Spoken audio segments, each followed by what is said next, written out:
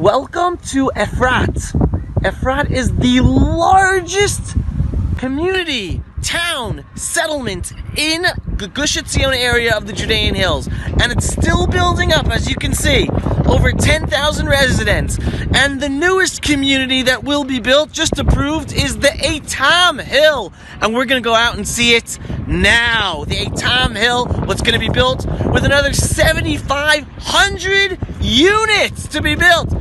Many more Jews coming out to live in their ancestral homeland. Let's go check out what's going on.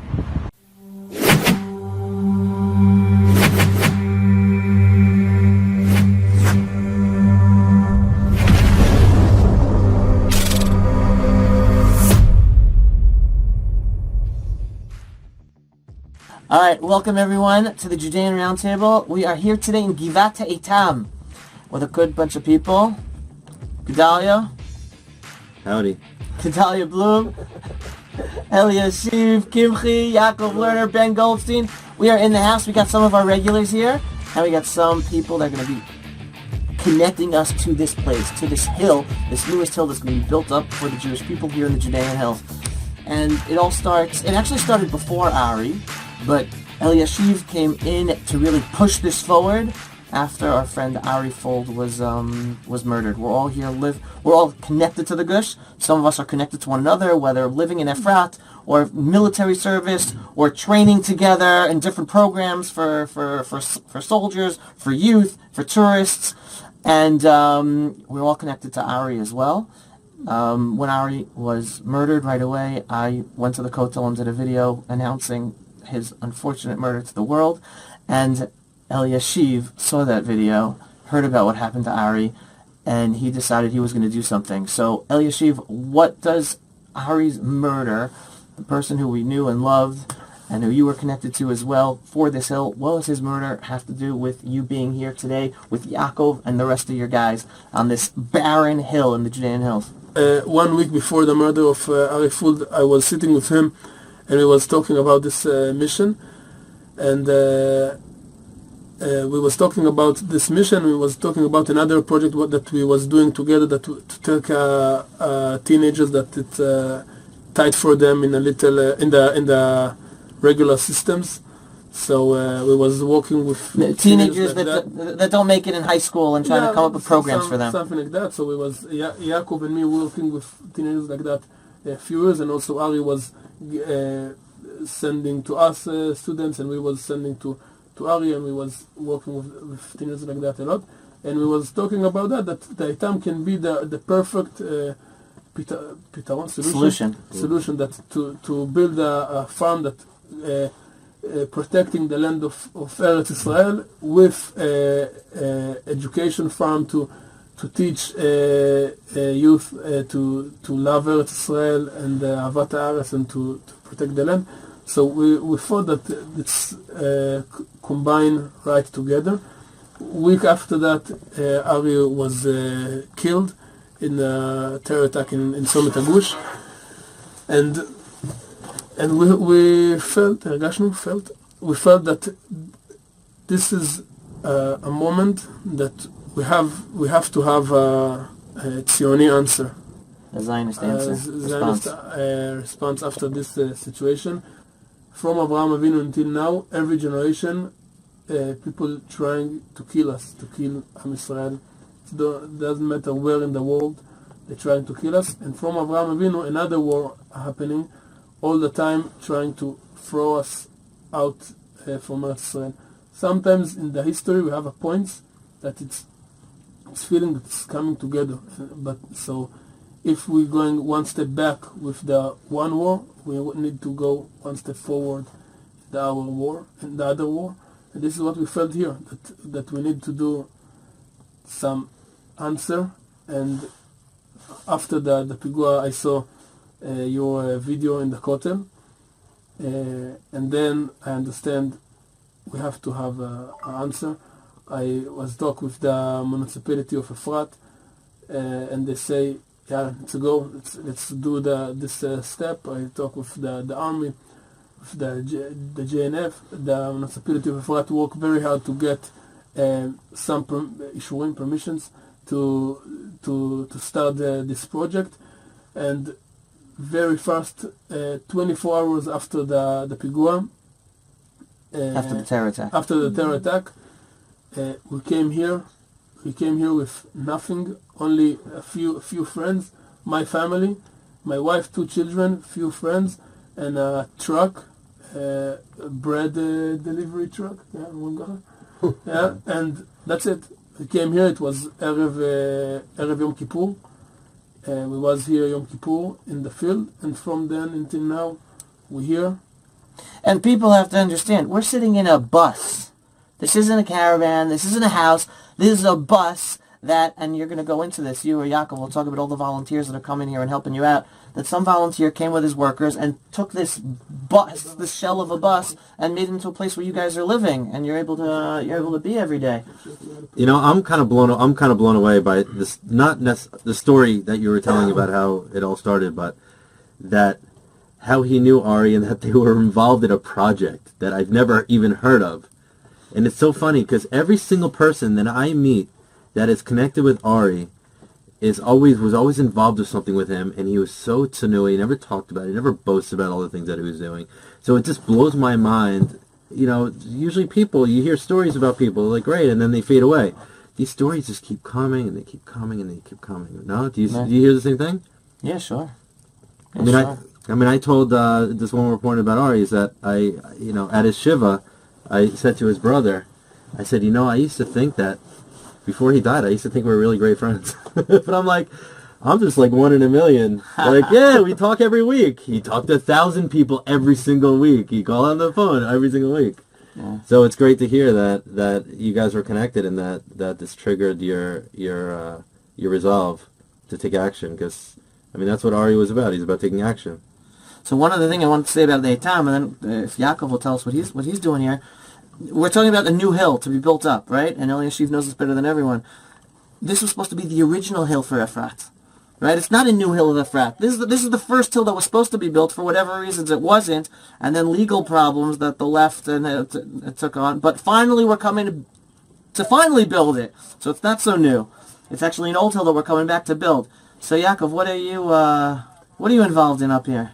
A lot of stuff that we're involved in is not only the physical presence of being here, but it's also sending a message to people who are outside of our immediate circles, to include the people in our immediate circles, but also to spread the message a little bit farther, to get groups that come from all over the world, visitors, tourists, foreigners, people to come and see who we are, what we're doing, what does it mean to be a Jew, what does it mean to be connected to the land. How old are you, by the way? 27. You're 27. Where are you from originally?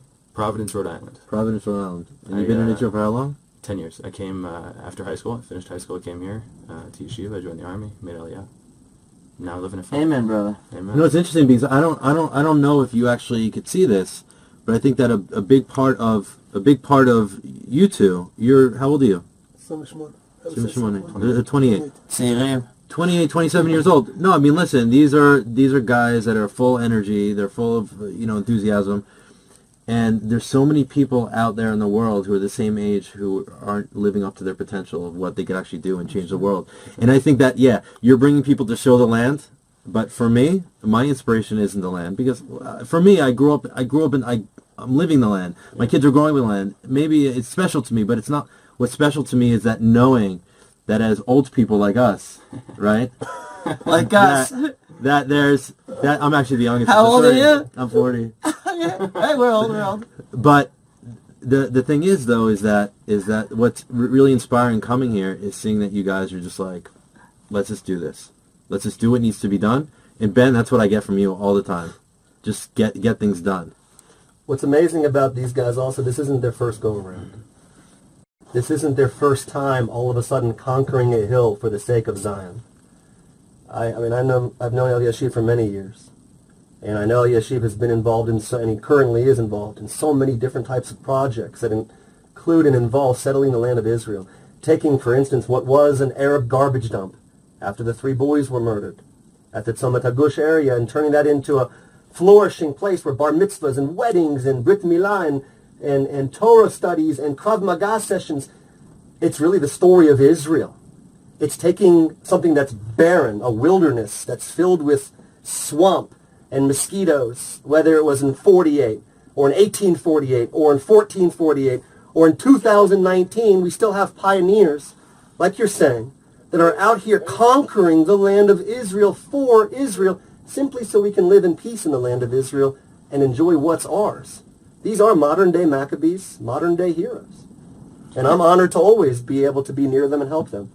And you were referring about the hilltop of Oz v'Gaon here in Gush Etzion, and two things that people have to mention. We're inside right now, but when we go outside, whatever the footage we have of outside, these are barren hills. Mm-hmm. These are barren hills, and what do we see in the news all the time? We're occupying, we're taking over other people's land, we're stealing them, we're taking their homes, we're throwing them out of their homes.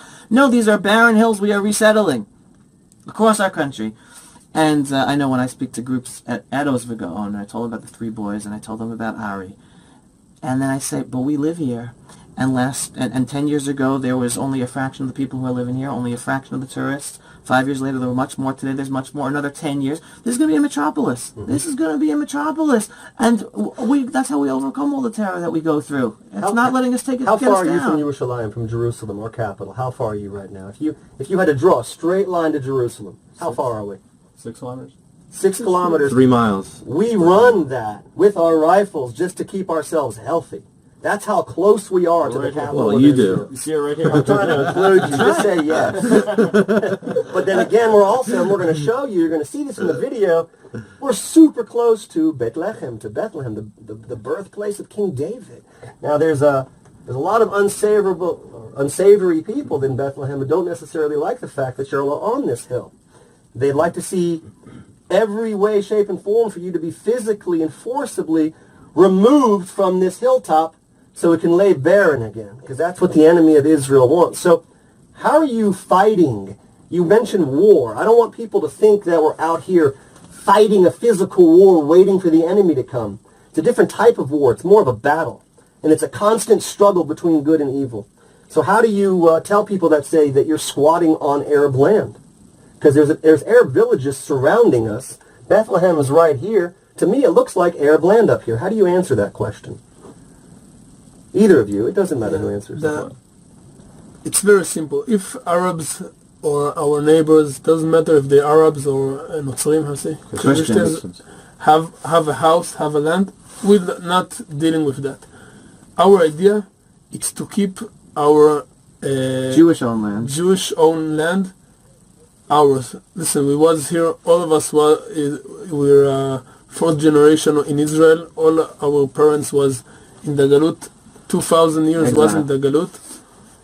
And we're here. We don't have nowhere to go. How many generations has your mother lived in Israel? My mom, my sisters, they 10 generations. 10 generations in Israel. I was born in Australia, but 10 generations in Yerushalayim. But my father came from England, and all our nation it's a big kibbutz galut, and our mission is to keep this land. It's very important to understand the land we hear now. It's belong to Am Yisrael. It's a Kadesh to Am Yisrael. How it can be. This land Kakal buy in a lot of money. The JNF buy with a lot of money. From where this money came, all our parents that was in doesn't matter where in the world, and have the little pishke, the blue kupat tzedakah, and every week put every chag put 50 cent or dollar I'm sure in. People here can remember in their parents' homes a little blue charity box. So they take all this money, and with this money they bought to Am Yisrael lands that, and the dream was, then when before 50, 60 years ago, the dream was that when the Jewish going to come back to Eretz Israel, they have a land to live in. So we here. This is this land, and that's it. It's very simple. This was purchased land. This was bought. Now, so was Hebron. Hebron was also bought. It's in the oldest contract in the book. It was paid a lot of money. Abraham paid for Hebron. Yet even today, we have all this divisiveness. You can't build in Hebron. You can't settle more people in Hebron. So it doesn't seem as if whether we bought something 60 years ago or 3,000 years ago, it doesn't seem to make a difference to those who despise us and don't want us to be here. Well, it's not just that. Let me also make a point, is that the JNF has, even though they acquired this land, when they do missions here, they don't even come here. So they don't come. We're worried about the whole world or everybody else coming out against us. But the JNF, who actually owns the land, they have a deed to the land, they will not even bring people here. And I'm actually curious to know what your relationship is with the JNF being in this land and building or having plans to build on this land. Where's the JNF executive board? Where is the people involved in this? Are they pushing back a little bit? Are they remaining silent about it? Or are they... Like what's your relationship with them? So the first thing, it's important to understand that we have patience. Yeshua bin Nun came to Eretz Israel after hundreds of years in Mitzrayim and started to build Eretz Israel after the Churban Habayit Hashani. How do you say that? The destruction of the second temple. Yeah, this. So, we was 2,000 years in the Galut. We're here only 70 years. It's taking time. Slowly. That's a very diplomatic answer. I'm really believing that. No, but the JNF. Also in Hebron. It's taking time. We cannot say after 2,000 years, after 70 years, all our problems and everyone understand all the missions, and that's it. It's taking time, and we believe it's taking time. The JNF specific, they with us. They give us the permission, but not publicly. The permission to be here. Also, the municipality of Efrat working very hard to push this land to building and all this, but it's we need to understand that immediately now in the field, somebody need to be here. I think it's also a good piece of what Ben was saying. That people might have this perception that we're here, looking through the scope, trying to figure out who can we kill, being out here, and that is far from our ideology. It's far from who we are. It's far from what makes us Jews. That's not who we are. We're not here on the land of Israel to look for people to kill. Well, it's funny you say that because, again, the whole thing about stealing land, occupying what you're saying before. So I have my own theory. My theory is pretty standard. Essentially, is like our quote-unquote settlements, our Jewish communities, or even Israel as a whole, is a bastion of freedom, of democracy, liberal democracy. We're not here settling this land at the expense of the Arabs who are here. But it is, though. But that's my point, though. It is. From their point of view, it is at their expense because their leadership has these fear societies, and they're tyrannical. So the larger we grow, and the more in the face we are the Arabs, if this community starts growing and is in the face, and you start working and collaborating with these Arabs, guess what's going to happen? They're going to turn to their own leadership and say, why are we living this way? Look how the Jews are living, and look how you're treating us. Yeah. And so we are a threat to their civilization. These quote unquote settlements are a solution to free the people who are living under tyranny. Sure. And so that's a narrative that we should be talking about. Sure. Instead of being like this, pointing out, we're here with our open arms and saying, come on in, help us build our house, we'll build trust and adventure. It's so simple. The more Jews who are living in any location, the Arab Muslims who live around us are better off. It's just simple. And just bringing it back to the Eitam, I mean, again, your mother-in-law. We're just 2 minutes away from the hill called Dagan. We're connected. Givata Dagan, the hill of Dagan. Right, you guys are related. Our mother-in-laws were... Right. Givata Dagan, I remember. My mother was arrested up there. Your mothers-in-laws were arrested up there. My brother was arrested up there. Why? Now I live there. Now you live there, right? 500 families have been moving in there over the past year, right? A whole new community in Efrat. I remember when the state of Israel was giving that away to the Palestinian Authority, and it was your mother-in-law and your mother-in-law and my mother and all the women who saved that barren hill to be built up to what it is today for 500 families. And that, again, is the story of the Jewish people. It's the story of the third Jewish commonwealth, the modern state of Israel today. It's not about the government. It's not about the Jewish establishment. It's not about our ministers. It's about the regular Joe Schmoes and Marys and Miriams, like our mothers and fathers, and you guys, Eliyashiv and Yaakov, taking over these hills one hill at a time, that's Jewish land, and settling it. That is bringing about a better future for us and our children, and the Arab Muslims in our midst who want to live peacefully with us. That's a great lead-in to now in the next segment, we're going to be talking about our mother-in-laws. So they know that. But I think what you said about creating a better vision for ourselves and for the next generation to be able to pass that on, that's also a big piece. You know, it's not only to be here. It's not only that people know, but it's also to bring more people here.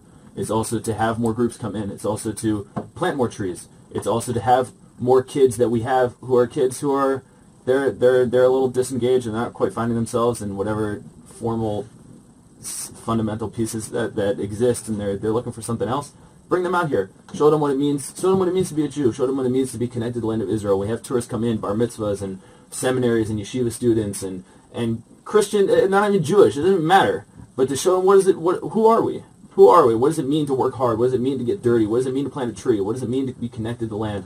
You know, and that's the coolest part of what you just said. And I think one of the reasons why so many people, let's say in America, for instance, your age, our age even, they can't quite fathom the idea of, even in where I live, across the street, 14, 15-year-old teenagers, they're outside in their spare time building things so they can relax and hang out in. Meaning, this is a society of people that live to get their hands, quote-unquote, dirty in order to build the land to what it needs to be. Whereas when you're outside of these borders as a Jew, you typically hire somebody to do that work. Sure. So it's two different types of Jews even. Yep. And it's some pieces that I read over the weekend that were written about how American Jewry and Israeli Jewry are kind of splitting in that regard. I read that. And it's a brilliant piece because the truth is, if you bring an average 28-year-old, 27-year-old Jewish professional from Manhattan to here and show them what you're doing, there would be this massive disconnect until they start to actually feel it for themselves, which was what leads into what you were saying when you come here. When you have a shovel in one hand and a tree in the other, and you look around you and you see the historical aspect as to where you're living right now, all you want to do is keep digging and keep building and keep planting. But it takes for people to physically put their boots on this ground in order to understand that. No, it's funny you say that. because here's the thing. You bring kids for bar mitzvahs and their parents want to inspire them. And probably what happens, they walk away and the parents are probably much more inspired than the children. And the fact is, it's not about one tree. Like, it's a tree. Like, we love trees. We plant trees. Everybody donated a tree to JNF. It's great. It's the process. Yeah. It's picking up the pen of Jewish history and writing in your own letter.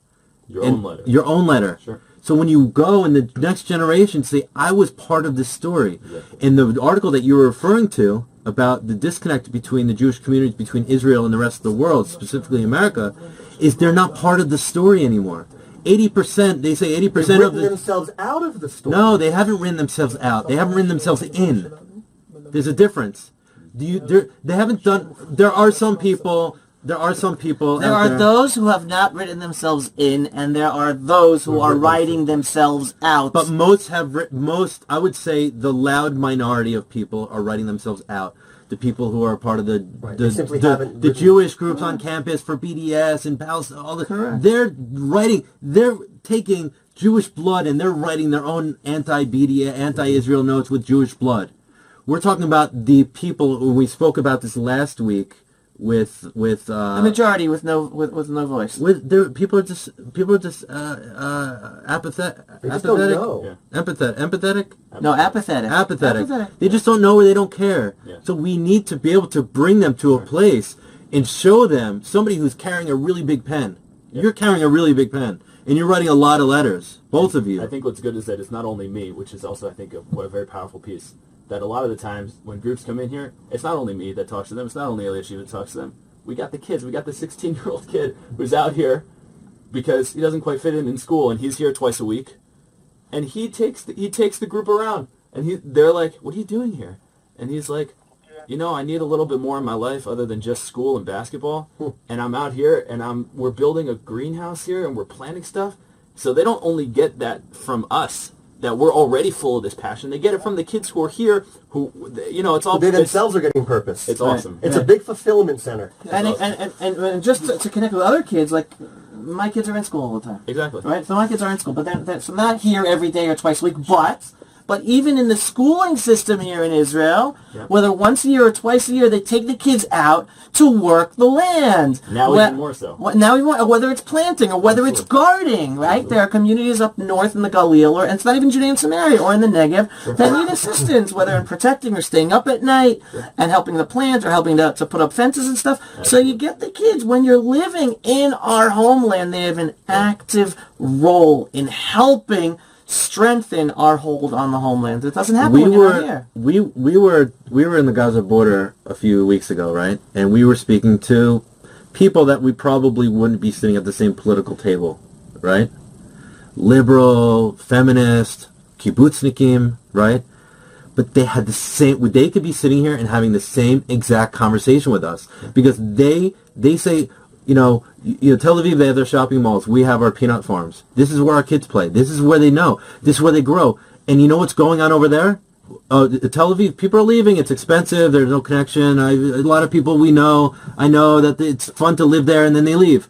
The people who are living on the Gaza border are doubling in size ever since these rockets are falling, because they're so connected with the land. And I think that's the story of the Eitam, from my perspective. This is my first time here. I've seen it from, every Shabbat, when I'm in the Zionist in Efrat, and I look out, from my in-laws' house, but I'm seeing the story now. It's starting to take shape, and the story of take shape is not only the history of the Jewish people, but the future of the Jewish people, and the vehicle to connect the history and the future is always the youth. That's what it is. It's the youth, and I think that's why we're so successful as a Jewish people.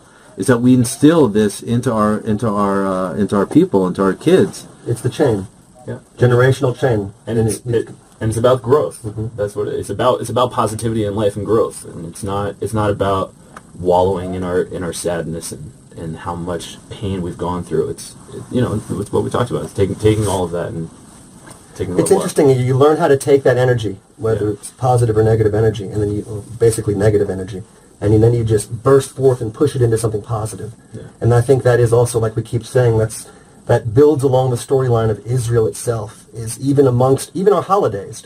We go from sadness to happiness. We always are bringing ourselves up, even if we were down. There's a process for this. And this is a great way also, like you're saying, to memorialize the project you were working on with Ari, to segue directly into this and allowing other people to have a piece of that. Everybody wants a piece of what Ari was offering to the world. And if you come to the Eitam Hill, right here in magnificent Judea, I wish y'all were right here looking at this with us from a 360-degree view. It's phenomenal in its rawness. It's beautiful in its ability. That it's probably the same way it was for thousands upon thousands of years. So when people can come here and be a part of this connection as well, they feel like they're doing. And like you say, to be apathetic and to be passive, there's very little in the world that makes you feel depressed and worse than that. Just to sit back and do nothing, almost like that victimhood. I'm going to allow somebody to victimize me. Well, there's a different mindset here in Israel, especially, like what I want to explain is, if there's no problem building in Tel Aviv, meaning there's no groups. Peace Now is not running up to Tel Aviv and saying you can't build any more suburbs. For some reason, there's this mythical green line. And as you pass that green line, it becomes this politically sensitive issue to where the whole world gets involved when you want to take a shovel and put facts on the ground in our own land. So again, when you're 5 minutes from Jerusalem and people can come out here and see it and feel it, they'll get a different perspective on it. And again, I think we should take them around and show them around the area. And the exciting thing is, whether it's... I just wanted to cut that out, that's all. Just to say that. The exciting thing is, whether it's 5 or 10 years away, there's going to be a thriving Jewish community. And it's thanks to you and all of your activity and all of our activity. And it's about waking up one Jew at a time. Whether it's about bringing them out here or whether the work on the internet. and little by little, and this is the future. And it's saving one Jew at a time to be involved and be an active participant in writing the history of the Jewish people, and not just be apathetic and not part of the story anymore. So is this more of a top-down approach or a bottom-up? Because is it the municipality, is it the JNF that are looking to push the government to open up for building, while you guys are on the ground, your grassroots? Is it like a partnership, or is it something that people in our audience and people around the world could say, you know what, there is something that we could do something to help, we could do something to connect, we could do something to take part, whether come to visit or they're never going to visit, but they still want to take part. What exactly, how is this project, formulated? How what's the way forward, and if there's any way for anybody to get involved? So, it's few mishurim, how you say? It's a few different levels of... Yeah, the municipality of Efrat and the JNF and the government want to build. They want to build Eretz Israel. It's like we said before, it's taking time. But meanwhile, when it's taking time, and they want to do it, and we have a lot of steps to go, and in the field, things got changed. We have the support, that's for sure. Yeah. We have the support of organizations. We have the support of municipality. We have the support of the Israeli government. In terms of practical initiatives of what's happening, there's not a lot coming from the top. We have their support. They come out here for photo opportunities, and then they say good luck. Well, what is it like? No, each one pushing his directions. We cannot walk without them, and they cannot walk without us. Each one have his mission. We cannot build here a neighborhood, never. And if they want to build here a neighborhood, it's until they can build the neighborhood. Somebody need to be here. Somebody need to be here in the snow, live in the buses. If you're not because here, if nobody here, the neighbors here understand very. What neighbors? The Arabs here understand very, very good that this is the money time. This is the money time. This is For the them to money take time. land. And after that we can do a little trip, and we can see we surround with houses and agricultural areas and a lot of shepherds. It's more and more from their side that they understand. On JNF land. Yep. Yeah, and slowly they eat the area. And if we want to build here the neighborhood in the future, it needs to start here. It needs to start now. To be here in the area, to guard the area, and how we guarding? We're planting trees. The trees, it's soldiers. The ships, they're sayeret. And that's it. This is how we're guarding the land. For you to be a man on the mission to build up the land of Israel, that I get 100%. But your wife to follow you, to be with you as a partner and take your kids, babies growing up, take to barren hills and then build up and be alone out there and with these conditions. She's not even Matar's daughter. You hear about Nachshon ben Aminadav? Yes. Hear about them? Yes. So he was all Am Israel standing there in front the Red Sea. There, and nobody went. Nobody walked into the water. Nobody. It was cold. It was dangerous. And then his wife tell him, "Listen, jump to the water." So he said, "Why me?" and then he said, "Listen, I'm holding the kids. Jump to the water. Somebody need to do that." And then he jumped. So here also. So you're Nachshon ben Aminadav, and your wife is Nachshon's wife. How you say Bertzino? Seriously. There's a big misconception, especially in the world, about people in Israel.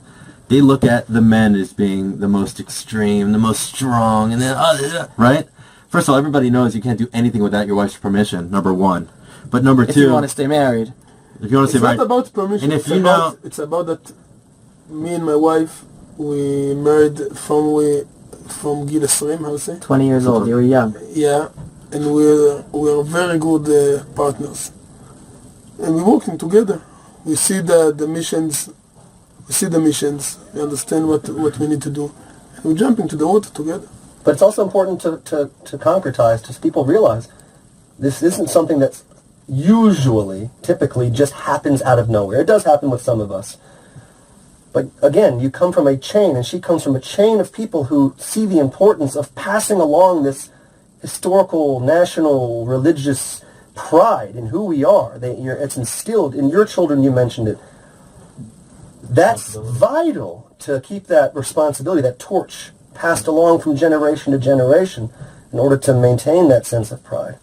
And Gedaliah was mentioning the women. It's the woman behind the man, right? Everyone knows that's not the joke, but behind every successful man is a successful woman or a powerful woman behind the man. But your wife, her mother, your mother-in-law, her grandmother, right? Your wife's grandmother. My wife too. Your wife too. I mean, I was going to the organization behind that started this all, right? When we were talking about the Dagan Hill, one of the organizations that started with that was the Women in Green. It was women. It was your mother-in-law and her mother and your mother-in-law and other women, and my mother were involved back then. And it's a group of women who are full-time moms, sometimes full-time jobs, if not part-time jobs, and yet they took upon themselves the Mesirut Nefesh, the sacrifice to also make time to do what was necessary to fight, not physically fight, but to fight in the awareness and fight on the ground, taking over hills to save the land of Israel. They were being dragged down physically from these hills. Right. It wasn't like these women were just going in the hills and like, we're fighting for land and having some sort of like theoretical fight for it. When my this mother, is like a real fight. These were women that were physically ripped down. When I say when they were arrested by the authorities, and this is together with Rabbi Riskin, they were pulled down. They were pulled off of the hill and then thrown into jail, only for a few hours. Don't worry about it. But still, it just shows the sacrifice that women with families. It took 20 years, but in the end, it's built up. He lives there now, right? Exactly. I mean, you mentioned that the hills around us, the Arabs have been pushing out their lines. They've been building homes in different areas on state-owned, Karen Kayemet the Israel, JNF-owned land. So my question would be more, I know Peace Now and all those organizations come out, they will be coming out here, they go at other areas to protest the Jewish building in the area. So I wonder, where are those left-wing NGOs, those Peace Nows, when the Arabs are taking over the Jewish land? Have they raised their battle cry to the world?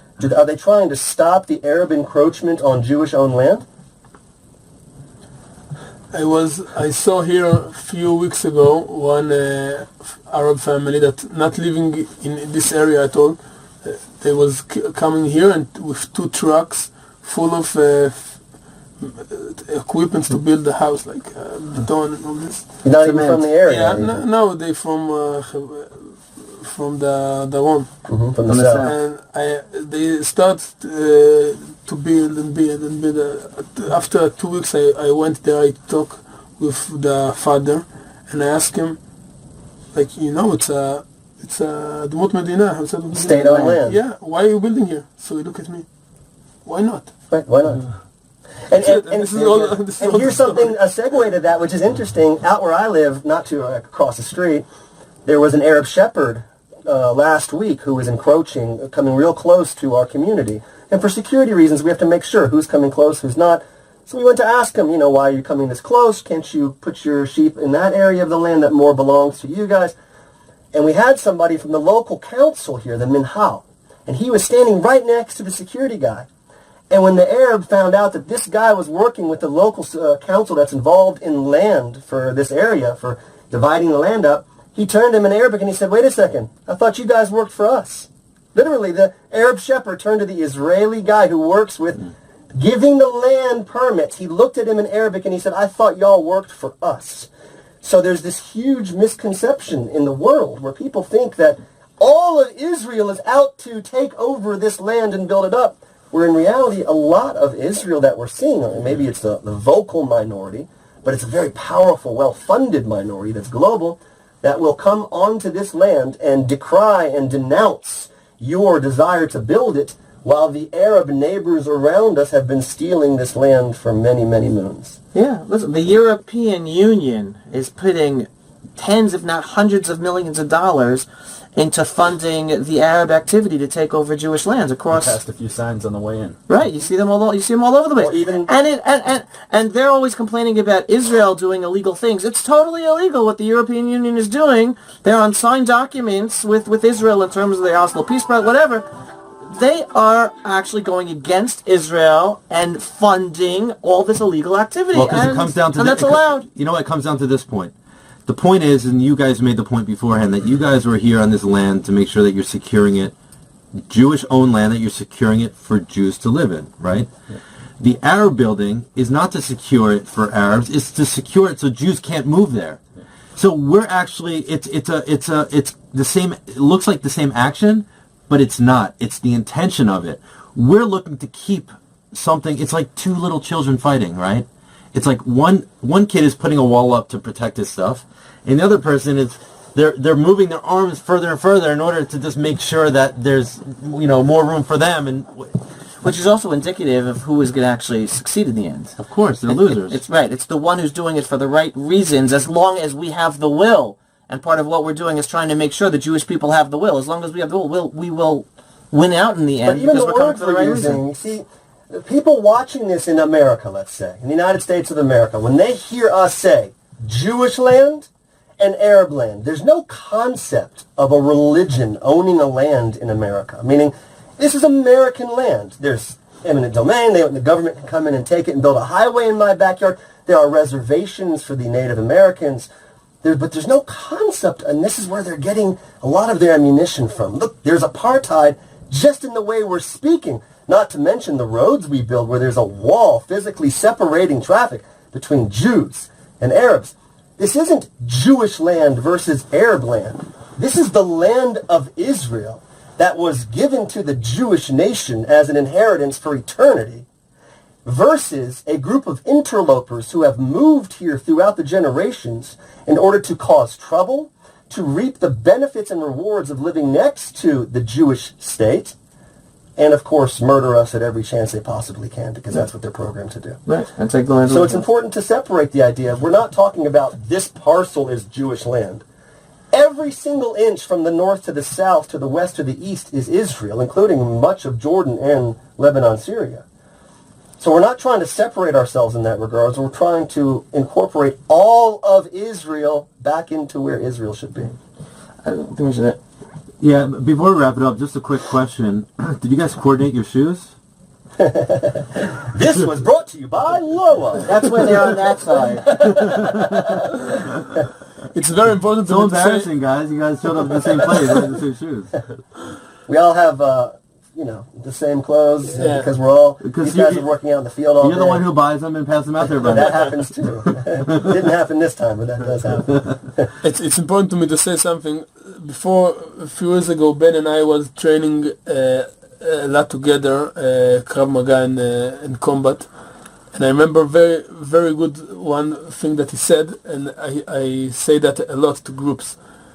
And also when I train the army, and also when I train the first respond unit. And we don't fight because we hate. We don't learn how to fight because we hate and we want to kill. This is not the idea. We fight because we love. We love our nation. We love our family. We love our community. And if we need to fight to protect them, we're going to fight. And if we need to fight to protect Eretz Israel and the land of Israel, we're going to fight. But we not came here to fight. I think it's coming very. We can see that very good with Ben. That in one hand he helping soldiers and civilians and donating all the time. איך אומרים את זה? עזרה ראשונה? First aid things, and in the other hand, tactical gears and stuff to be a more good fighter. You can see sometimes when we need to give first aid and and to save somebody's life. We're using that, and sometimes when we need to save somebody's life with that, we need and we need to fight. So we fight, and when we need to protect our land, also we fight. But we don't fight because we hate somebody, not hate nobody. We love Eretz Israel. We love our community, and because of that, when we need to fight, we fight. Ben, you agree? Absolutely. With your scarf of skulls? Absolutely. You can buy my scarf. It's the point that has to always be said in every single time, and he stressed it beautifully. I guess the real question goes out to the world. Do you have anything in your life beyond your children or your family that you're willing to fight for? And once you can really get into that question and get into your soul and ask yourself, what am I living for? Do I have a pulse, or am I just living every day like Eliyashiv said and going to sleep at the end? Rinse, repeat. That's not living. That's a life, but it's not living. And Abraham's wife, Sarah, when she died, they didn't just talk about her life in one box. They talked about each day of her life was lived. So when you're building the land of Israel, you literally are. You're planting another seed here for the future generations to grow, so we can have more Ari Fulds in this world that are proud of who we are, more Eliyashiv, more people that are willing to get out and do things that are uncomfortable at all hours of the day, men and women alike, children alike, to grab hands together, shoulder to shoulder, and unify to build this land to what it should be. So kol hakavod to you all. Y'all are heroes. I hope people got a better understanding of the importance of, first of all, who these people are and why they're here on this hill, and bringing it all together with keeping Ari Fuld's memory and legacy alive. It's about each and every person maximizing their purpose in this world. And for us Jews, it's about building up the awareness for the importance of the land of Israel to us, and that happens by building up the land of Israel one hill at a time. And these are the people here doing it and making sure that this next hill will also be populated in order to make Israel a stronger place, to benefit not just the Jewish people, but to benefit all of our neighbors, including the Arab Muslim neighbors who right now might be making us problems.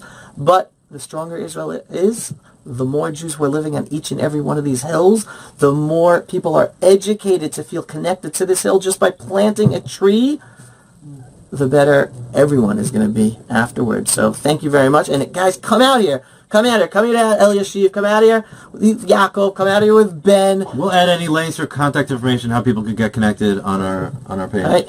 Come here. See for yourselves. Get your hands dirty, literally, in the land, and be part of making your personal connection with the dirt of the land of Israel. And then you'll come back in 5-10 years and you'll see your trees, you'll see the homes built here, and you go, oh my God, I was here, and look at it now. Forget the trees in the homes. Forget the trees in the homes. You're going to see little kids running around, and you're going to see them playing with bubbles, and you're going to see them on a swing. That's the point of everything that you guys are doing. I think that's what I got. That's what my take got. So thank you. Thank you guys for holding this hill for us. And everyone, come out and check it out and meet them and see it for yourselves.